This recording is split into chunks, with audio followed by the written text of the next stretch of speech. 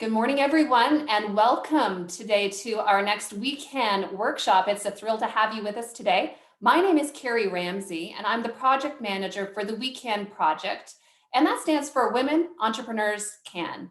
And if you don't know about our genesis, we're actually led by Queen's University, and we are funded by FedDev Ontario through the Women Entrepreneurship Strategy Ecosystem Fund. We're just so excited for this topic today to talk about the link between neurodiversity and entrepreneurship. Wanda Deschamps is on deck. She is ready to jump right in and start teaching. But I do want to talk a little bit about a few of the housekeeping items today, just to get you set up for today.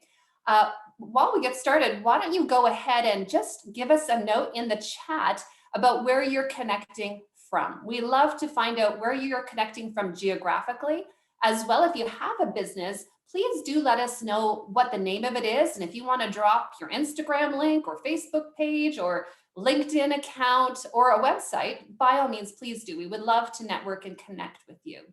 So today's, while you're doing that, I will take a moment to acknowledge that I am connecting to this workshop from the traditional hunting, gathering, and fishing territory of the Huron, the Anishinaabe, and the Haudenosaunee peoples. And as many of you know, because you've probably attended one of our workshops in the past, I try to think of something that is relevant and maybe personal when I do the land acknowledgement each week. And so I actually was reflecting that, of course, International Women's Day took place earlier this week on Monday, and I was actually attending CEO Summit, which last year we attended in person with about 750 women, but this year we attended virtually. And I know some of you in the Zoom room today were there as well. But Vicki Saunders did a land acknowledgement at the beginning of the summit. And I wrote down a note of a phrase that she mentioned that I thought was quite beautiful. It's very short, but it really made me think. And I thought I would fold it into today's land acknowledgement as well. And that phrase is, "We are all the living hope of our ancestors." And I just thought that was such a beautiful image. First of all, it does reflect First Nations philosophy and teachings, but also if we as women entrepreneurs today were just to take a moment, it doesn't have to be now, it could be, if you're not on your Zoom camera, you could do this, where you just close your eyes and sort of summon the strength of all the women who have come before you in your family line, whether that's a grandmother, a great grandmother, a great aunt, a great, great, great, great aunt, someone back in your lineage of ancestors, and realize that we're surrounded by a cloud of witnesses. We're surrounded by, ancestors who are cheering us on, the women who maybe didn't get a chance to do the things that we are on the cusp of doing today, or maybe we're doing them right now. And I hope that you can draw some strength from that. I know that when I took a moment to reflect on that this past week, it did bring me strength. And when I specifically thought of particular people who had gone before me. And I hope that today you'll realize you're not alone. Not only do you have this community of women entrepreneurs, but I hope you'll realize that, your ancestors are cheering you on. So again, that phrase is, "We are all the living hope of our ancestors." And I hope that that will encourage you and maybe bring you some strength today. So I would like to take a moment right now. Thank you so much for those who are sharing in the Zoom chat where you're connecting from and what your business is. If you're just joining us, welcome.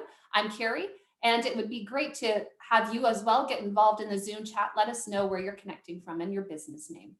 I would like to mention that we do have a couple of individuals on the call today who are helping us out. Some of you may notice Laura Hannock, who is in the gallery. If you go to the gallery view, you can view that she actually has a blank page that has the purple letters at the top standing out.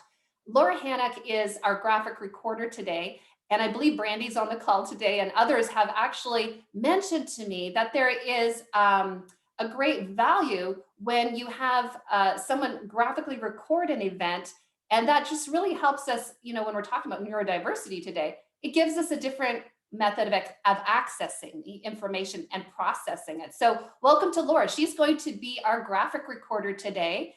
And so I invite you, if you want to pin her to the top of your screen, you can by clicking on Laura Hannock and the three little buttons at the top right, and you can pin her to the top of your screen if you like. As you can see, we have enabled the live Zoom transcription. It's an auto transcription. If you would like to turn it off, you can do that by hitting the live transcript button on the bottom of your screen and just clicking on hide. However, if it's helpful to you, please do follow along. I'd also like to welcome Rene Mckinley, who's our ASL interpreter today. She is working off screen with one of our clients today simply because of technical reasons.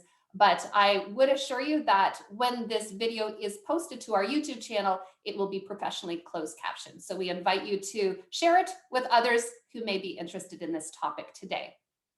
So I think the last thing that I'll mention, and this relates to the fact that we have an ASL interpreter on our call today. ASL interpreters are very busy people and very physical. It's a very physical job. So we're going to give Rene a 10-minute break at 10:50. Wanda will be breaking for 10 minutes. During that time, Rene will take a well-deserved break, but also we will be spotlighting Laura Hannick's graphic recording so that you can actually sit and enjoy how she is illustrating what is being said today and capturing in a visual way the information which has already been shared. So you're in for a treat today. I hope that you really enjoy that aspect of today's event. There will be a Q&A at the end of the session today. And if you have a burning question, put it into the Zoom chat. If there's something you really don't understand, we can break in and we can perhaps answer that. However, I will also be monitoring the Zoom chat. I'll be making a note of questions. And if we can hold them to the end, we will do so. At the very end of the event, Laura Hannick will be coming on and explaining the graphic recording, which she has captured. So again, you'll want to stick around for that.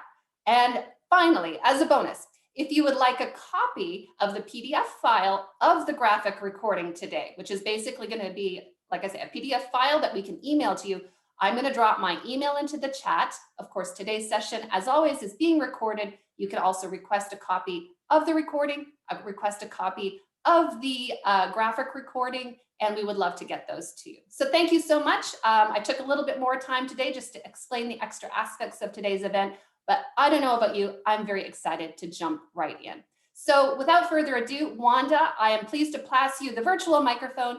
Please take the stage and welcome to the weekend community. Thanks so much, Carrie, and special thanks for getting us off to such a good start. And good morning, hello everyone. I'm speaking with you today from my office on the Haldimand Tract, the land promised to the Six Nations that includes 6 miles on each side of the Grand River. It is the inequality caused by colonialism and other forms of systemic oppression that motivates me to turn this injustice to action by supporting our Indigenous peoples and all historically marginalized groups on their journeys of self-determination, including the disability community of which I am a proud member. This is why I'm so pleased to have this opportunity to be with you this morning as we make room for neurodiversity in entrepreneurship.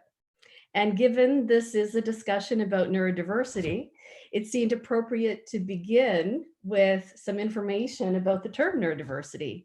So it was coined by Australian sociologist Judy Singer, referring to differences across human brain makeups.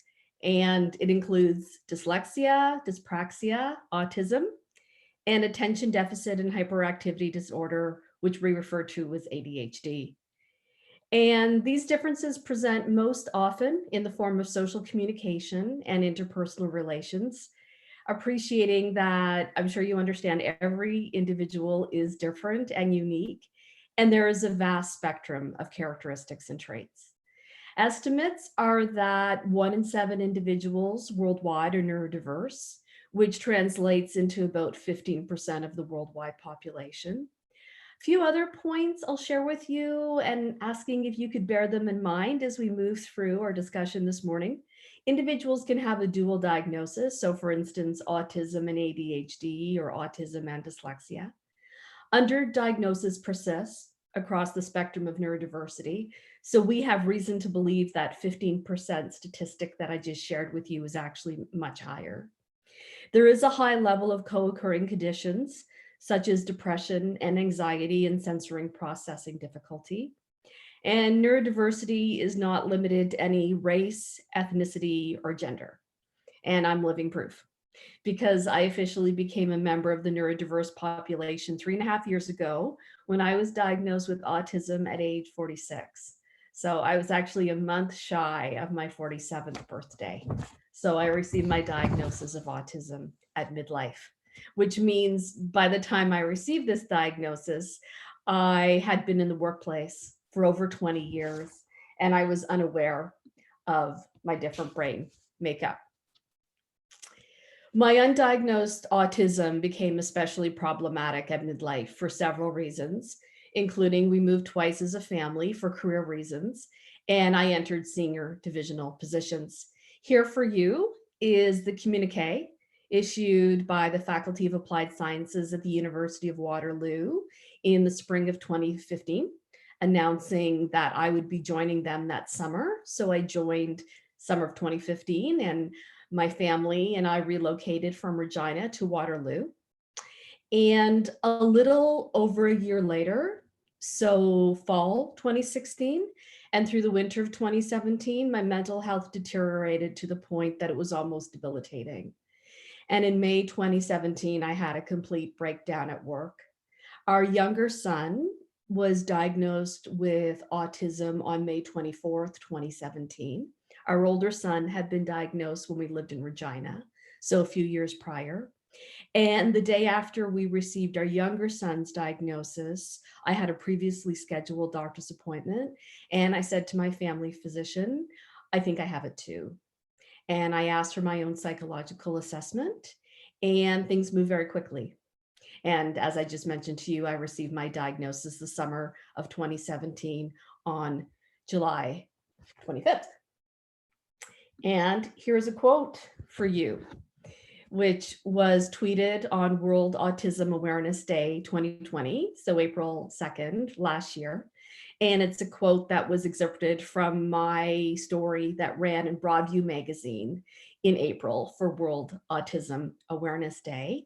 And the focus of the story was my undiagnosed autism. And the reason I share it with you is because it touches on the positive impact of my diagnosis. It was a relief, and a lot of things made sense for the first time. And so really, I call it my journey of self-discovery that it started. And through it, I sought workplace accommodation.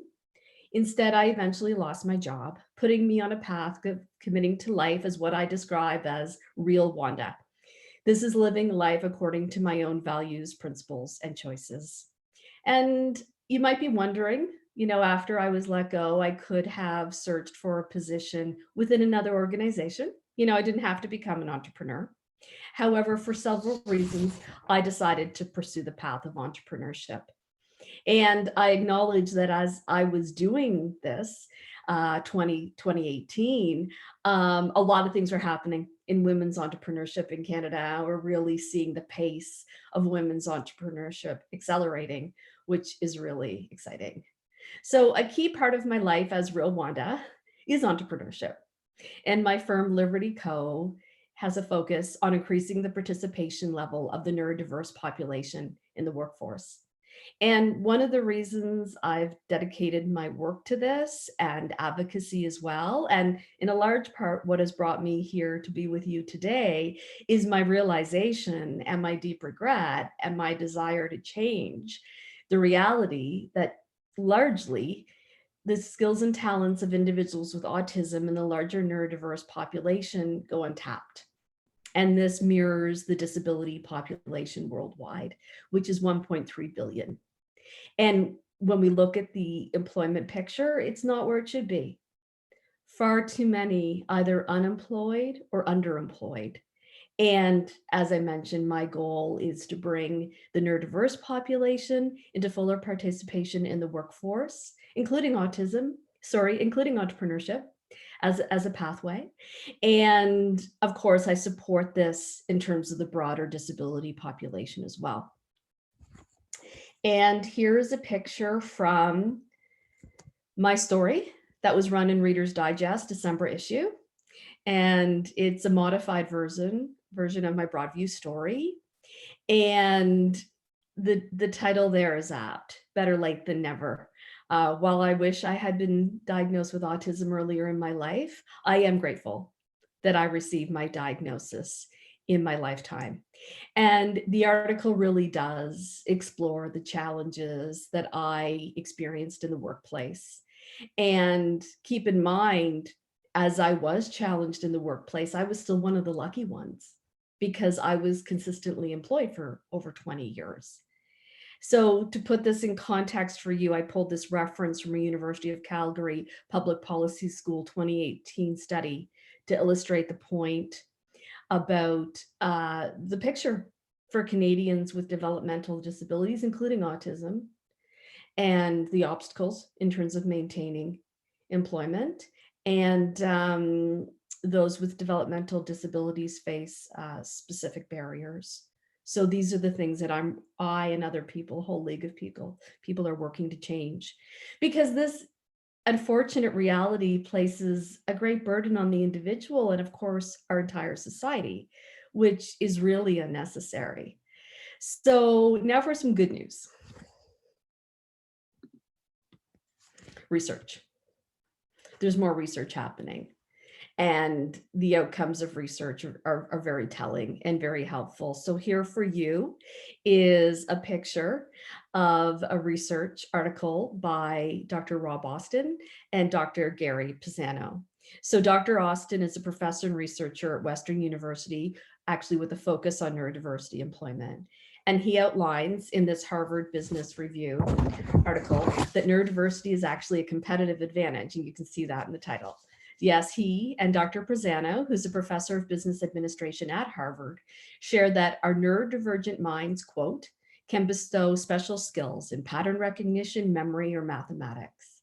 So in other words, because we process information differently, back to that different brain makeup that I shared with you at the beginning, we can identify innovative approaches often and solutions that might otherwise go uncovered or overlooked.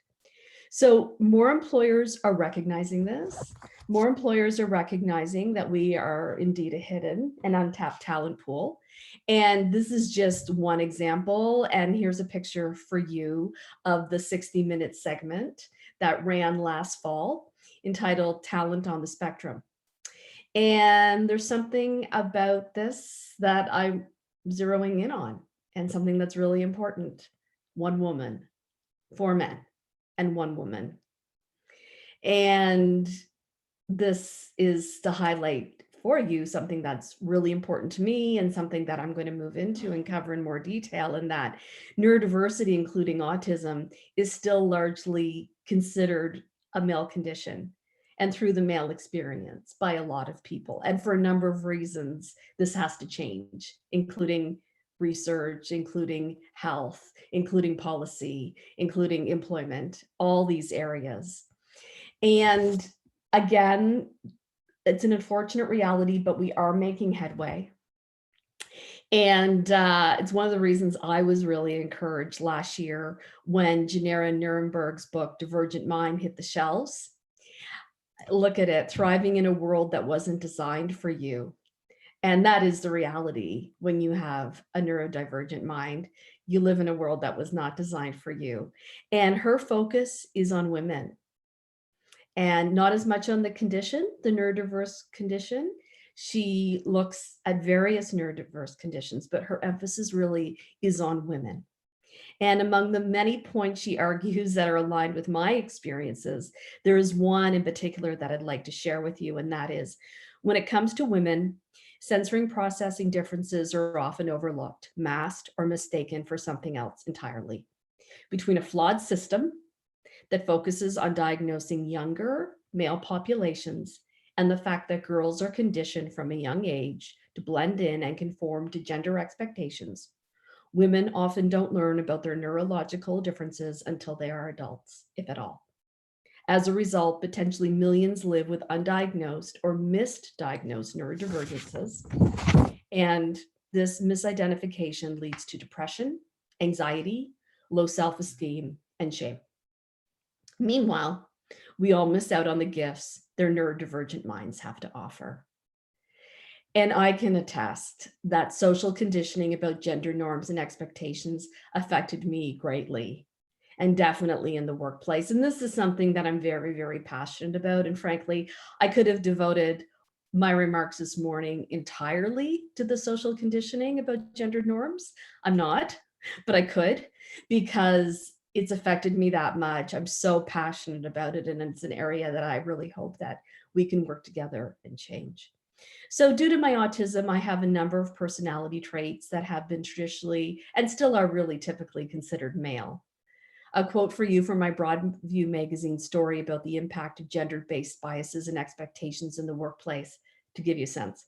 For example, I'm unafraid to pose questions in large groups. I also prefer to work alone often and find it unnecessary to form close allegiances with female colleagues. For me, the emotional labor involved in meeting society's artificial criteria of what is female behavior became exhausting and unfair. As I pushed higher at work, as well as further into middle age, it became a larger burden.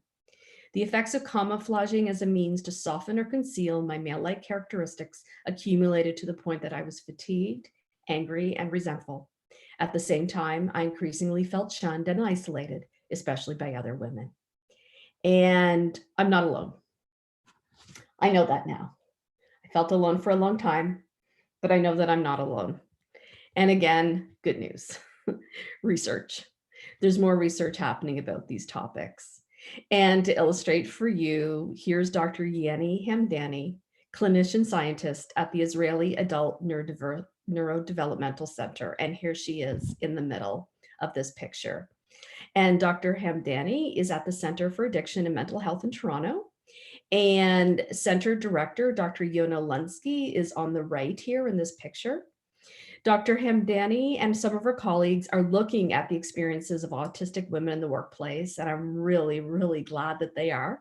And I'm absolutely delighted that I've been able to participate in some of their research, share my experiences. And the reason I'm doing this is because I want a smoother path for others compared to some of my own experiences. And on this slide is mention of a research study led by Dr. Margot Gibson at Renison College out of the University of Waterloo. And I participated in this as well. So any opportunity that I have to participate in research, I seize. So my experiences in the workplace, I think you now understand, were certainly a factor in my decision to become an entrepreneur. And I'm now going to move to some thoughts about why neurodiversity can lend itself to entrepreneurship. Here is an article for you, the picture of it, by Amanda Curvey out of the UK. Caught my attention at the start of the year. The date here is January 28th, 2021. And while this is something that certainly caught my attention before, exploration of the connection between neurodiversity and entrepreneurship, this article really piqued my interest because you'll see on this next slide, she actually maps out some known characteristics of entrepreneurs against characteristics and traits of neurodiverse conditions. And number one is passion. And I can certainly say as a woman with autism, I'm known for my passion. But if you move through the other characteristics, risk-taking, flexibility, self-confidence, management skills, networking skills, financial management skills, and of course, grit, I think it's really interesting how she's mapped them against neurodiverse conditions. So this is something that, I think is really interesting, is really revealing. I'm hopeful that there will be more research and there'll be more attention to this area. The thing is, up to now, I've noticed that a lot of this attention has been about, again, men who are members of the neurodiverse population as entrepreneurs. And I did a Google search in preparing my remarks for you, and I just, I looked, and what came up were male entrepreneurs, and so I thought it would be, helpful and a step forward for us to focus on some profiles of women entrepreneurs from the neurodiverse population. So that's what we're going to do now. So beginning with Roberta She goes by Robbie Mcdonald. The reason why I thought we'd start with her is because I find her quote really insightful about her own neurodiversity and then her involvement in entrepreneurship. Miscommunication, misdirected hyperfocus, trouble with rejection, and heightened sensitivities to noise and disruptions. Some traits of ADHD personalities aren't ideal when you're trying to run your own ship, but others, creativity, empathy, forecasting, pattern recognition, lateral thinking, make ADHD people uniquely well suited to guide a business of any size. That is Robbie. Kelly Braun Johnson, founder of Completely Inclusive. Her firm aims to teach companies how to make their workplace environment and culture inclusive and accessible to all. And I'm really glad that Kelly has launched the Autistic Entrepreneurs Network, and I've become a member. Highlighting Kelly also gives me an opportunity to highlight intersectionality and recognizing that everyone is more than one aspect of their identity. And this is especially important when considering power structures at play. So for instance, Kelly, as a woman of color with a disability, experiences barriers that I, as a white woman with a disability, do not. And this is something that Kelly writes about and speaks about. She's very open about. Besides having autism, Kelly is also hard of hearing, another disability. So even though you cannot see Kelly's disabilities or mine, they are important parts of our identity. Kelly also considers herself non-binary, which is another aspect of her identity. Janelle DeRosier, an intersectional feminist and a member of the Métis and LGBTQ2+ communities, is founder and creative director of Bloom Plus Brilliance, a feminist and Indigenous-led design agency in Winnipeg, Manitoba, the heart of Treaty 1 territory. She is also a member of the Neurodiverse community, and she is very successful as an entrepreneur. And I pulled this quote from her Canadian Women's Chamber of Commerce member spotlight for you, because it speaks so well to her alignment with entrepreneurship. You know, she feels that her path was meant to be because of her natural skills and talents. She loves design, you know, starting projects.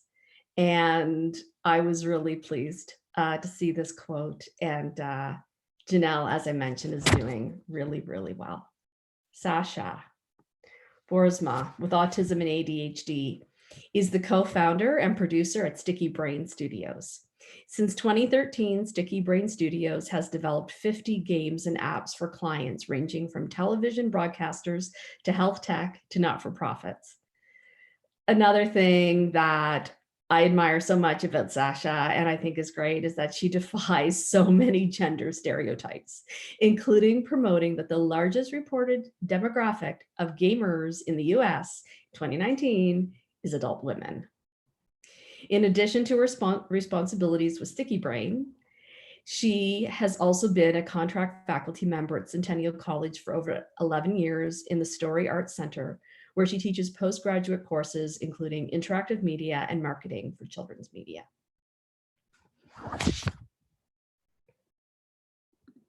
Vicki Mcgraw. Vicki and her husband own a private home care company, caring for elderly clients in the safety of their own homes. She speaks about hiring and retaining autistic employees, and I've heard Vicki speak. She also speaks about receiving her autism diagnosis in 2019 at the age of 50. And she was both successful and challenged in the workplace, including being let go from positions twice.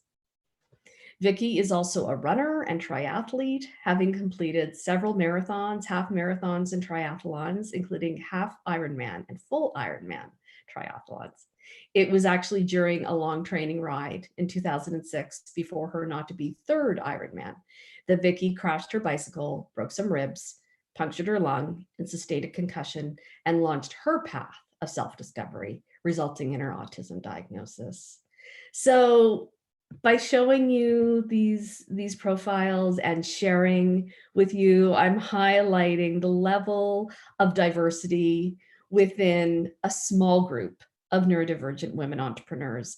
And of course, there's so many more stories I could share. And in every story, there would be a level of diversity. It's really encouraging to see. And I encourage you to reach out to all of these people, connect with them on social. So for instance, on LinkedIn, if that interests you, and follow their online presence. Even if you don't connect with them on social, you can still follow their online presence. Each and all share really interesting content and perspectives on their backgrounds, uniqueness, current responsibilities, and goals. I have learned so much from each and all of them, and I know I'm going to continue to learn so much from them. And more broadly, if you're interested in additional information about women's entrepreneurship and the diversity within the women's entrepreneurship ecosystem, I encourage you to go online and visit the Women Entrepreneurship Knowledge Hub, known as the WEC, out of the Diversity Institute at Ryerson. Here is their report from 2020 on the state of women's entrepreneurship in Canada. And they are releasing their 2021 report on March 25th. They're holding an event. You can sign up if that interests you. And again, if you're interested in learning more about the level of diversity within women's entrepreneurship in Canada, the WEC has published a special edition of Canadian Diversity magazine outlining challenges facing women and approaches to provide solutions to some of these barriers. And here's the cover. There's still so much to be learned and understood about women with disabilities and entrepreneurship, and within that, neurodivergent women and entrepreneurship. This quote from the Public Policy Forum of Canada report illustrates that for you. And if you wish to learn more about disability employment, I encourage you to access this report from the Public Policy of Canada, Public Policy Forum of Canada. I have accessed it actually a few times and gone through it at different times. And there's still so much to be learned. There's still so much to be understood, but I really do believe that we're seeing greater awareness, and with greater awareness comes greater access to information, more research, more communications, more promotion. The final area that I want to explore with you is about the workplace, because I don't want anyone to think that in talking about entrepreneurship and neurodivergent women and highlighting that entrepreneurship is a path for neurodivergent women, that I'm saying it's in place of inclusive workplaces, because we need both. And I don't want anyone to think, I'm highlighting entrepreneurship, as one instead of the other. No, we need both. And we need employers to create and sustain inclusive, diverse, equitable, and accessible, otherwise known as IDEA workplaces. And I've learned to add the A for IDEA, accessibility, because over the years, we've heard a lot about DEI, so diversity, equity, inclusion programs. But it's really important to add accessibility, because if we're going to truly have inclusive, diverse, and equitable talent ecosystems, we also need accessibility, meaning reachable, enterable, and approachable for everyone. And this also means regardless of your brain makeup. And traditionally, we've thought about accessibility from a disability standpoint as perhaps removing barriers to physical access to make venues reachable, enterable, and approachable. But given the majority, in fact, the vast majority of disabilities are invisible, such in my case, we need to provoke new thinking about accessibility.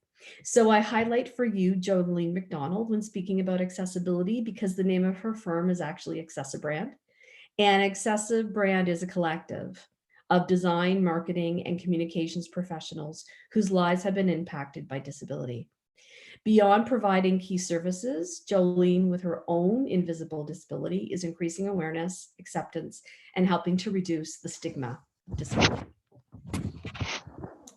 And to spend a bit more time on accessibility in the workplace, I have this quote for you from Kate Russell of Microsoft, because I really feel this quote from Kate cements it. Designing for diversity benefits everyone, and inclusion and accessibility are incredible. And it's fantastic to hear Kate speak about a point that, yeah, I don't believe is fully understood. And that is often accommodations, which may be set for an individual, are actually excellent practices for so many, so more than that one individual it might have been created for, really helpful for other facets of individual diversity. And an example that I've heard Kate use is captioning. So actually designed for those with hearing challenges, captioning is also helpful for those for whom English is a second language. And I can attest as a member of the neurodiverse population, the captioning has also aided me at times with my focus during presentations. So here's a photo of Kate and I when we were still attending events. Fall 2019, Mohawk College hosted Disability Profitability Employer Breakfast, and Kate gave the keynote on behalf of Microsoft. So hopefully we'll be having in-person events again before too long. So everything that I've shared with you, idea, inclusion, making room for entrepreneurship, all of these values are aligned with the inclusion revolution. And this is a banner I often write and speak under. It was launched in 2018 by inclusion champion Caroline Casey from Ireland. And it is spearheading broader thinking about disability, especially disability employment. If you wish to learn more, I encourage you to go to the Valuable 500 website at thevaluable500.com. This is the global CEO community revolutionizing disability inclusion through business leadership and opportunity. And the front of the webpage states, because the potential of 1.3 billion should not be ignored. And that's the 1.3 billion member disability community that I mentioned to you at the top of this morning's discussion. And I'm a proud member. And no, we should not be ignored, and we're not going to be ignored. So I'm asking of you what I ask of every audience I speak with. In this post-Me Too era of Black Lives Matter and Indigenous reconciliation with disability justice as the burgeoning social movement, will you consider joining me in the inclusion revolution? Thank you. And I would welcome any questions. And Carrie, I'm looking forward to seeing comments that were made in the chat. I hope some were. And perhaps people are thinking of questions. And if you need a moment, at this time, I'd like to wish everyone a happy International Women's Day. And I realized that, you know, the actual day was Monday, but there's events happening throughout the month of March. And I believe in the US, it is Women's History Month. And, you know, it goes beyond one day. The theme Choose to Challenge focused on calling out gender bias and inequality. And, you know, I think you know where I sit in terms of gender bias and inequality. You've heard me touch on that this morning. It's something we need to commit to throughout the year. And we can all do this, and we can all celebrate women's achievements. And collectively, that will help create a more inclusive world. So thank you. Thanks again. Thank you so much, Wanda. I think this is the perfect time to take that 10-minute break. For those of you who are joining us who weren't there at the top of the hour, we have an Asl Interpreter who is working off screen. And I think if we give her a 10-minute break right now, that would be a good time to transition to the Q&A. I know I have questions about working with clients who have a neurodiversity, and you might have some questions as well, which I'm sure that as a group, I would love to have us chime in. So we're of a great size that Wanda doesn't have to just be the expert necessarily, although she's the expert in the room. We can also share experiences, and that's another part of what the We Can community is all about. So I would love for you to stick around. And Rene, if that works for you, our Asl Interpreter, we will start our 10-minute break now. And what I would encourage the rest of you to do, okay, thanks, Leah. What I encourage the rest of you to do is that Laura Hannock, who has been graphically recording the session, if you look in your gallery view, you'll see her name is Laura Hannock, and you'll see a white page that says Standing Out. If you go ahead, actually, I'm going to spotlight her right now. And I believe hopefully you all can see that. Yep, there we go. And so for the 10 minutes, she's going to continue to draw and she's going to continue to create and capture what's been said so far. But I know that Laura would love to incorporate some of your questions and some of the answers that come forward as well. So it could be that she'll continue even while we're speaking. So let's go ahead, take a 10-minute break. I'm going to pause the recording and we'll come back at 10:50 and resume at that point. So I won't be speaking because we don't have an Asl interpreter, and I want to be fair to everyone in the group. So I'm going to pause the recording. Welcome back, everyone, from our quick break. As you can see, our graphic recording has taken some shape, and we're going to head into our Q&A session now. So Wanda, I'll let you facilitate that. I will mention also that Paula had a comment she would like to make as well, but I will let you go ahead, Wanda, and take the reins. Thanks so much. And I do want to reinforce what Carrie said. I am happy to answer any questions or, review anything. I welcome input. There's so many folks here have their own perspectives, their own experiences, whether in neurodiversity or entrepreneurship. And so I hope this will really be a group discussion. So did you say, Carrie, that Paula had a comment already? Yeah, sure. Go ahead, Paula. You had something to share as well. Yeah, thank you. Wanda, we met, I think it was about a month ago, and that was lovely. And I think for me, and it was Carrie, it was about my website. And I find that for myself, being physically disabled and then having, being special with ADHD, and it's not even ADHD, it's ADID, so I'm impulsive.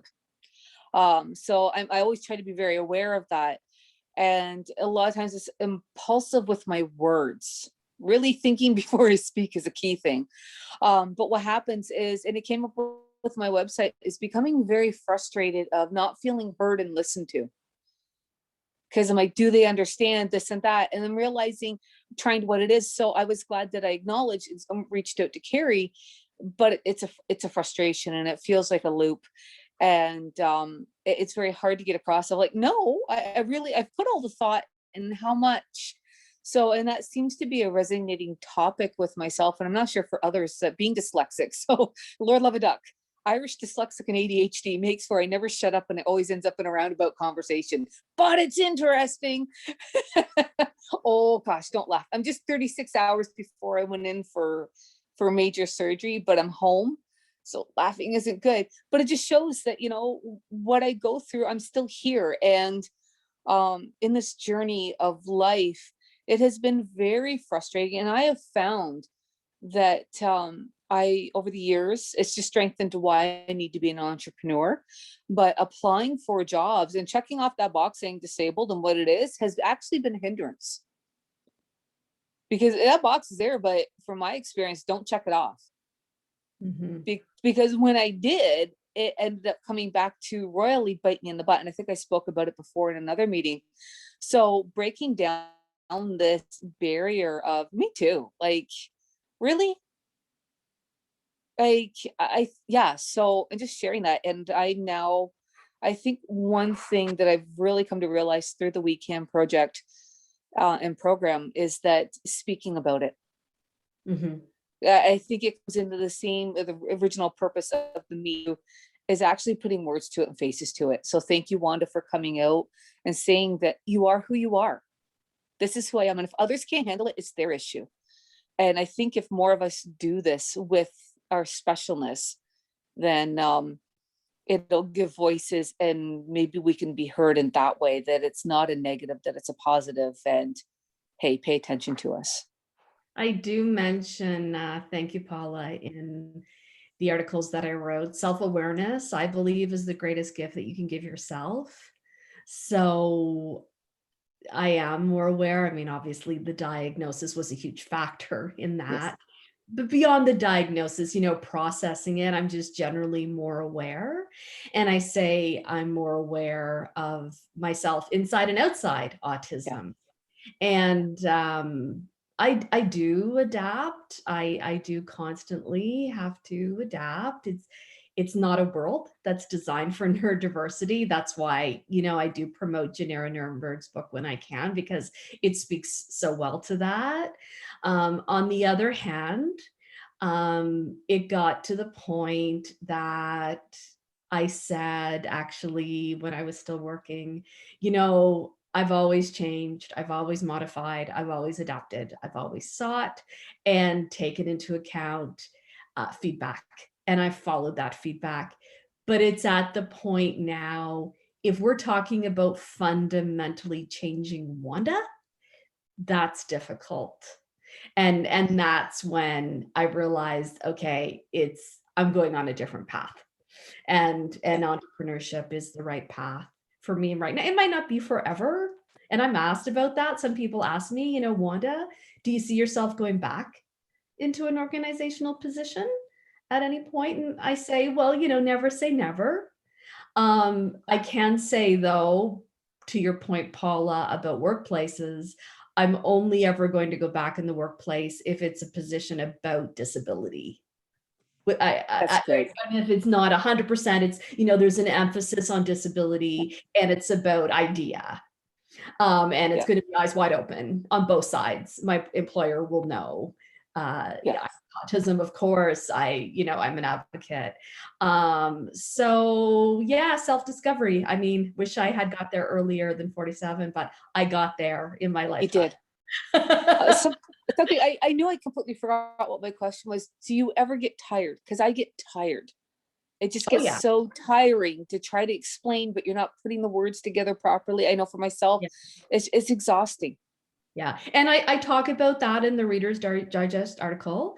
And Dr. Yeni Hamdani talks about that a lot, the fatigue. And other researchers who have participated in their research, they are aware this is something they're looking at, and not just women. It's very tiring. Back to Nuremberg, you're functioning in a world that was not designed for you. So it is exhausting on a number of levels. And then something that I'm really passionate about, you've heard me talk about, is add to that the gender assumptions and expectations. So for those of you who are interested in reading the article, I won't share every quote, but no, it's definitely something that I speak to a lot. I have the research that backs up.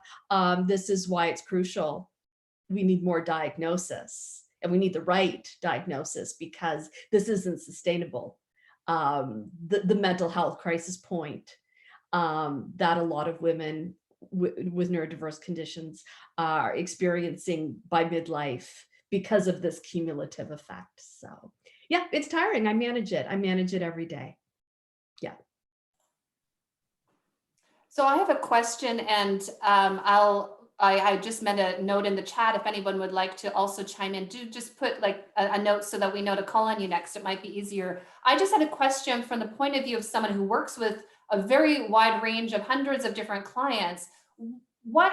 If someone doesn't self-identify as neurodiverse, for instance, what might be some signals that I could maybe adjust, or is that even something I should be doing? Or if someone does self-identify, do you have any tips? One of the best tips that I've heard so far from working with diverse groups of women is don't make any assumptions. I hear that over and over, and that one is now embedded in my brain. And I hope I never will again assume what people need. But do you have any tips from your point of view on that? First, to not knowing. And maintaining an open mind. I'm asked this quite a bit. And what I say is treat folks how you would want to be treated. I know it sounds so simple, Carrie, and I'm not trying to be dismissive in any way and just share with you something that's really simple, but it really is that simple. If we could drop our judgments, and I'm putting myself in this, I'm not saying, oh, for everyone but Wanda. If we could all drop our judgments, drop our assumptions, drop our biases, and meet every person where they are at that point in their life. And if they're looking as a woman looking at entrepreneurship, as few assumptions as possible, really, we would see a huge change. The differences, and this is something like I shared to make it real for you, the differences for me with people who prejudged me and came to me and said, you are like this, you are this. And the people open mind tell me, Wanda, how do you want to work together? How do you like to receive it? Night and day, night and day. So as few assumptions and asking the person, like just like you would with any new relationship, how do you like to receive information? When do you flourish? What are challenges? And then when people have shared it, again, how would you want someone to respond to you, or how would you want someone to respond in your life, someone in your life who has a condition or an addiction? Or I think, tell me what that means for you. What does that look like for you? How does that feel? Open-ended questions. And then I would tie my comments that I just shared about, I tie them back. So just as few judgments as possible, because neurodiversity is so different. It's so different for each. And I tried to show that in the stories about the women. They're also different. They're, like what they're doing, their backgrounds. So even within the spectrum, there's so much uniqueness. I love that. Just an open mind. And I wrote down the questions. I thought those were fantastic. So I am a student of yours today. Thank you. I appreciate that. Melanie, I believe you had a comment or a question. Yeah, Wanda, I wondered if you would be willing to speak a little bit more about your experience of diagnosis later in life. I work with adult students who are returning to high school level learning in order to prepare for college or employment. And it is often very evident to me when I'm intaking the student that things have been a challenge for these students for a long time, and that there may be more going on for them than maybe they've ever had words for. And so I do always encourage diagnosis or connecting with our Center for Accessible Learning and things like that. But the pathway tends to be a psychological assessment, which of course is expensive unless it can be covered through OSAP. So I often feel kind of trapped in that, in wanting to encourage students to take that step, but knowing that there are barriers there. I am aware that ADHD tends more often these days to be diagnosed by a doctor through like questionnaires and medication trials. And I wondered if the experience was similar for autism. So thank you. You've hit on excellent points that are really important. You seem knowledgeable just because you've touched on these realities, and so you seem quite aware. A couple things. It is expensive. I'm not going to deny that. I'm incredibly privileged. I had health coverage, so did my husband. So I received my psychological assessment at the same group of practitioners that my son did. So see, the thing is, our son was moving through and he received his diagnosis, and I was already in that practice because my mental health was deteriorating and I asked to see a therapist. So I was really fortunate that we were already in that practice. And I was really fortunate because we have coverage. And I was really fortunate because I had a family physician who right away said, yes, I'll give you the referral for your own psychological assessment. Absolutely. A few things. There is more awareness. If people are not comfortable what they're hearing from a practitioner, I'm not here to judge any practitioner or say what they're saying is not incorrect. I am an advocate who says, get a second opinion if it doesn't sit right with you. And something I talk about in my articles is that I was in therapy on and off my life, essentially starting from when I was a teenager, all these different things. Autism never came up. So I brought autism up. So yeah, it's like, it's wonderful that you're asking, and you in your position interacting with the folks that you do, that you're asking, because more awareness, just even the fact, having autism on the radar for women and for folks for whom it has not been diagnosed, or even considered until the time that they're adults. Getting around the cost, I don't know what to say to you. It is expensive. In case it's helpful, my understanding is that there is a relatively new, I think 2018, practice in Guelph. And someone I know got a diagnosis there because it was not as expensive. So in case that's helpful, and if you Google Guelph autism, it comes up, I know, because it came up for me on a search that I did. And something that's really helpful too is resources. That's something that was really, really pivotal for me. Is I received my diagnosis, but I couldn't process everything right away.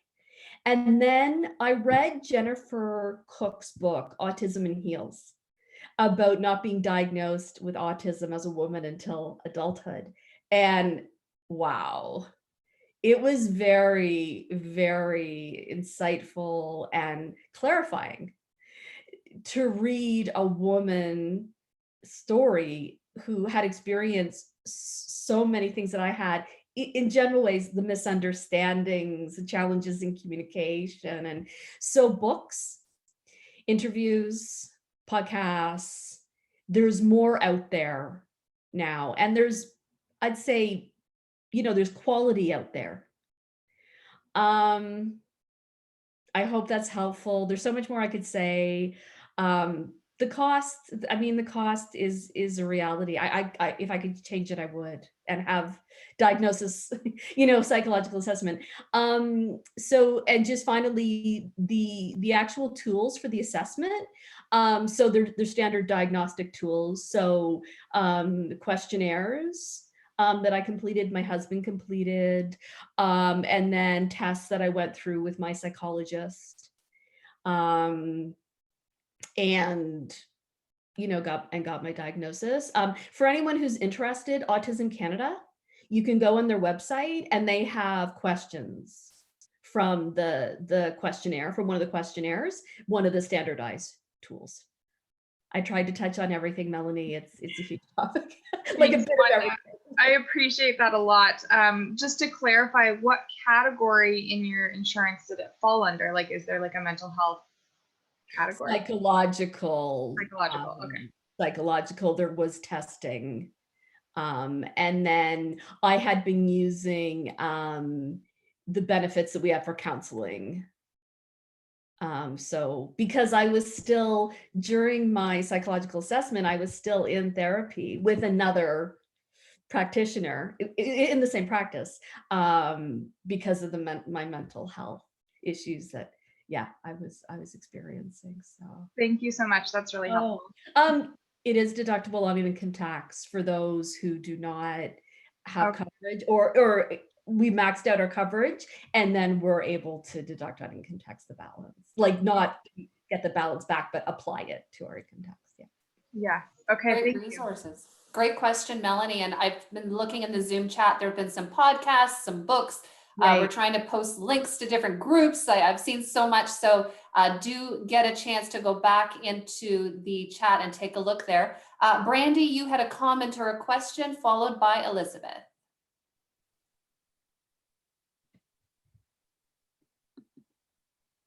You're just still on mute, I think. Am I on now? Yeah. Yes, I did. It's definitely morphed in the last little bit. I have a note. One of the first things I wanted to say was thank you, Carrie, for making this happen with Laura. So for anybody that wasn't I'm not sure how much you went into depth with it, but Carrie had worked with Laura previously. I'm a friend of Laura's, and through the benefit of knowing Laura, I've been able to know about a whole bunch of events and workshops and stuff that are coming up and that she's been graphic recording for. And I found that those events have been so much easier for me to understand because while I'm off in La La Land, I still have this thing to pull back to remind me about all the bits and pieces and being able to see things visually. So I reached out to Carrie because anybody that's received a WeCan transmission that says that they're, reach out if you have any accessibility. So at first she was able to say, oh, that's not really something that we can do, but let me check. So Carrie, thank you so much for taking that extra step and making that extra effort to acknowledge that there was a piece missing, because I know that you personally, I can see it in every interaction that we've had in the last year. And it is 2 days away from my meeting you anniversary, because a whole bunch of people knew there was a pandemic going on and I didn't, because I was in my own world. And when some people canceled on the Megan Hamilton workshop, I was able to get off the wait list and had no idea what was happening or why we were bumping elbows. But yes, so thank you so much for making that one, evident in your communications. And I know that's part of a mandated process, but two, actually taking the time to be like, oh, this is what we have available. This is what I can do for you. And I'll follow up, because that makes a world of difference. And also you've created and fostered an environment in which I felt comfortable coming to you and saying, this is something that helps me. Is it possible? So that was huge. And then I guess just in general, I wanted to echo what Wanda had said, and the appreciation of a late in life diagnosis. So I think I'm 33 now. I think I found out at 31, 32. I had the opposite experience that Wanda had. I was ignored. I was told I had anxiety. I had sought, I was trying to find an answer, and I had originally sought an anxiety diagnosis and thought, this is so bad, I can't do this anymore. I clearly just need to get some form of medication to help with my anxiety. And then it became slowly but surely more clear that that wasn't it. But I had no family doctor. I had no access to resources. I was in a small military community up in Petawawa, so the resources were there if you had the answer. So if I had a diagnosis, they would be able to provide me with access to some form of, not necessarily specific to me resources, but somebody could talk to me. But because I didn't have a diagnosis, I was speaking to someone who only knew how to talk to a boy that was 8 years old and can't sit still in class, not a 30-year-old woman who has a job and a freelance career and can't shut out the expectations of the world, can't shut out the noise, all of those fun things that go along with it. So I received a lot of pushback, a lot of, oh no, you've just got too much on your plate, all of this downplaying. So my biggest thing, and takeaway for anybody in the comments who doesn't have a diagnosis yet, is yes, I paid out of pocket. I was able to recuperate some through being able to go and get some of it. They applied it as though it was just regularly going to a therapist through my husband's health insurance. But I still found the diagnosis helpful, because there are certain parts of the institution that will not allow you to access resources until you have it.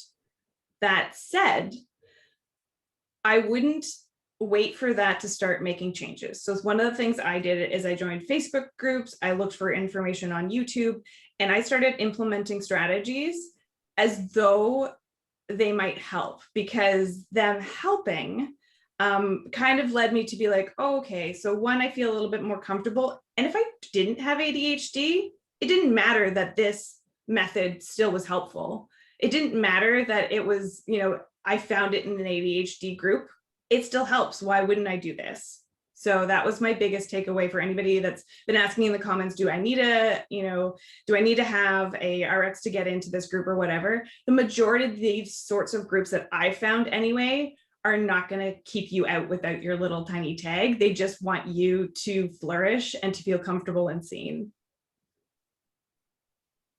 And I've lost all my other thoughts, but I think that was enough.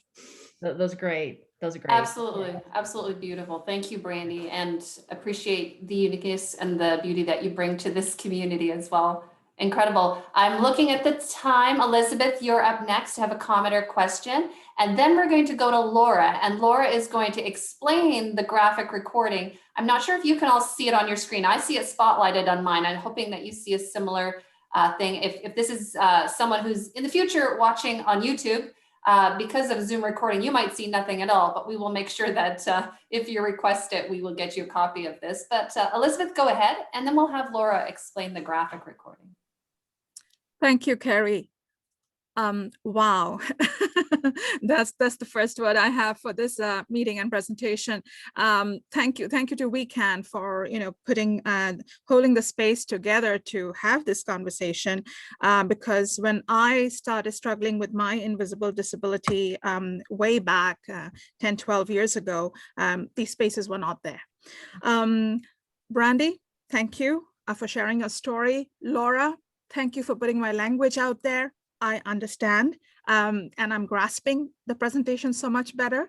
And Wanda, thank you for sharing your story. And my question to you is, when you mentioned women aren't the focus, what I wanted to bring forward is, yes, sadly, women aren't the focus in such studies, but more so women from minority, marginalized, and racially diverse backgrounds are not even there. Representation, of course, matters, but because of the stigma, cultural hesitations, and so forth, that is totally missing in the community. So from here, what could be the next step, not only for us women, but for us women who may be from minority communities, even new to Canada, even the refugee demographic, because along with maybe unidentified disabilities, there could also be trauma. So where do we go from here? What should be done at the organizational level to create spaces that are inclusive for everyone and not only what has been represented? What is the next step?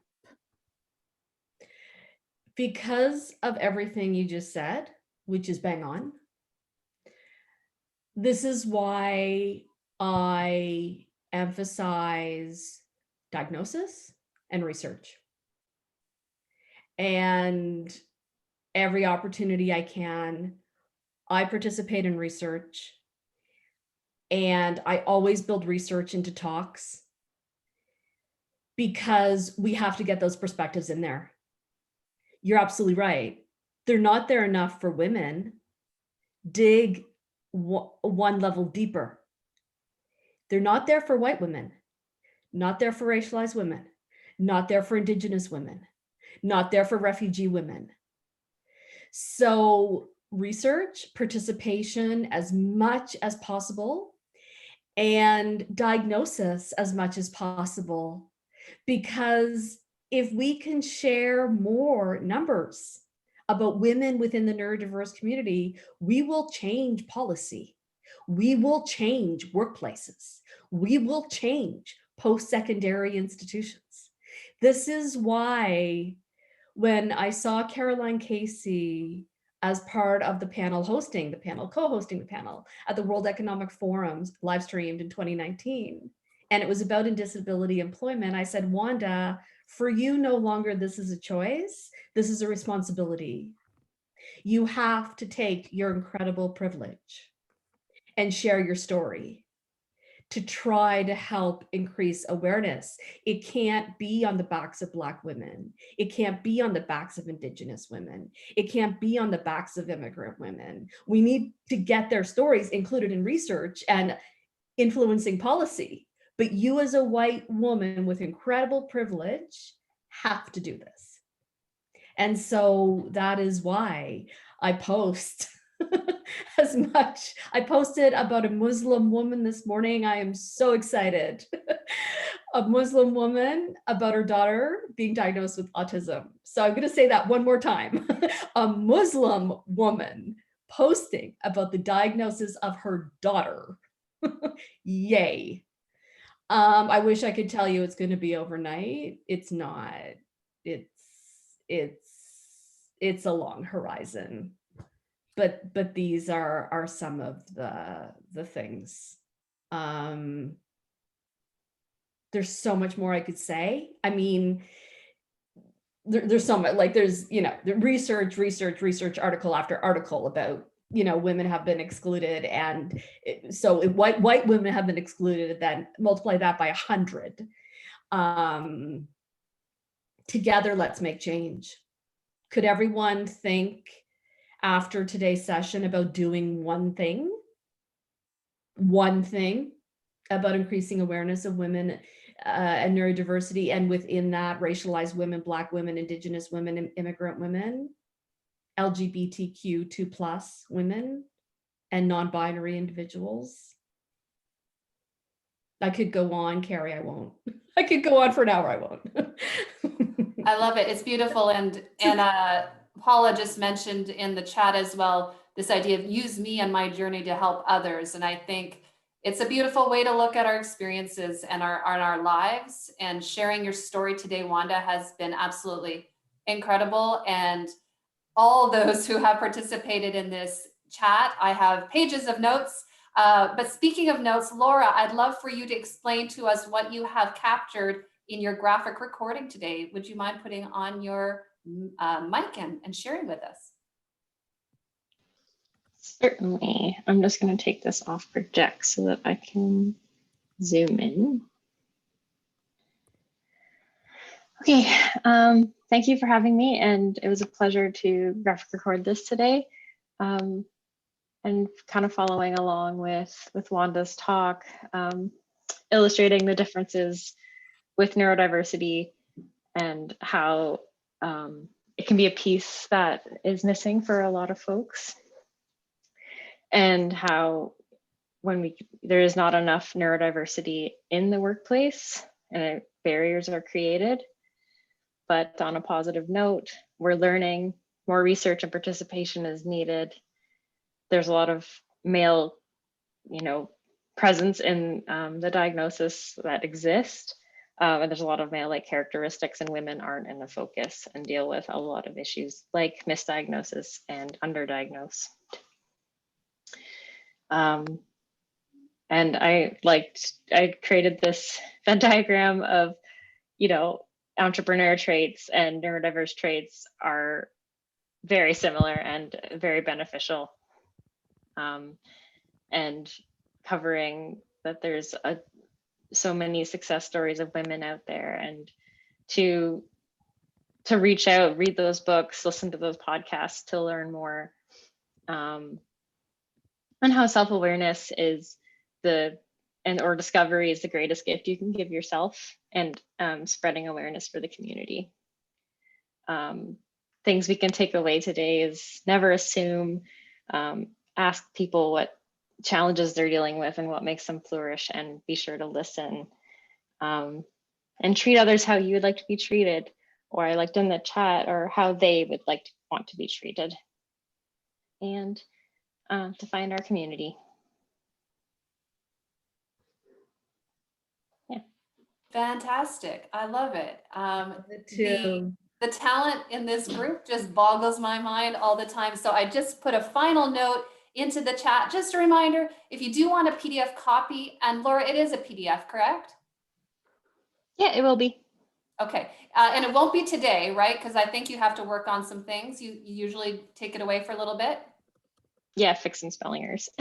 Okay, so she'll refine it a little bit, but if you'd like a copy, I can get that to anyone who emails me. My email is in the chat. If you'd like a copy of today's recording, the video recording, we'll also be happy to pass that on as well. Thank you so much to everyone who has taken part in the Zoom chat, who has taken part in the Q&A. It's just so much food for thought. And I think that right now I'm going to go away. I'm going to walk my dog and take some time to circle the park and just absorb. That's sort of the way I process information. And I do appreciate everyone on the call. I hope you enjoyed this. Also, please do join us for our next weekend event. If you'd like to be on our regular e-newsletter, by all means, reach out, or you can follow us through our Instagram or Facebook or Twitter or LinkedIn at WeCanQueensU. And if you go to our Instagram and click on our events in the link tree, you'll find out all of our upcoming events, and we hope to see you again soon. Thanks everyone, and have a fantastic day.